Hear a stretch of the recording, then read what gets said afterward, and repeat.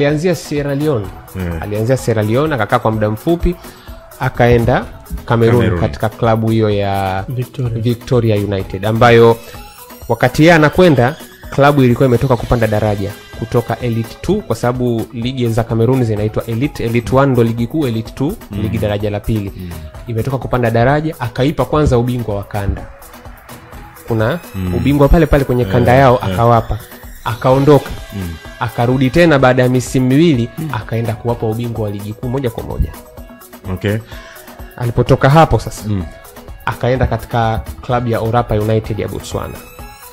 Na kwa mara ya kwanza Botswana imekwenda kupeleka timu kwenye michuano ya kimataifa yeye akiwa kocha.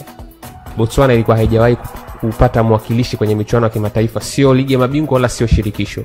Yeye kwa mara ya kwanza alipeleka timu ya Orapa United kwenye makundi na kilichomuondoa ni msururu tu wa matokeo mabaya ambao Orapa waliyapata, na msururu ule wa matokeo mabaya ulikuja kuhitimishwa na kichapo cha goli 6 ambacho alikipata kwenye hatua ya makundi.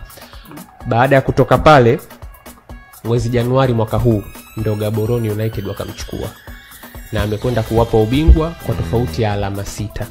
Kwa hiyo kitu ambacho unakuja kukigundua ni kwamba huyu mwalimu baada ya kumaliza kucheza mpira misingi yake ya kufundisha kwa kiasi kikubwa sana aliipata kwenye soka la ndani, lakini ni mwalimu ambaye kila alikokwenda kwa kiasi kikubwa sana amekuwa na uwezo wa kuleta mafanikio ya haraka kama ambavyo nimebainisha hapa.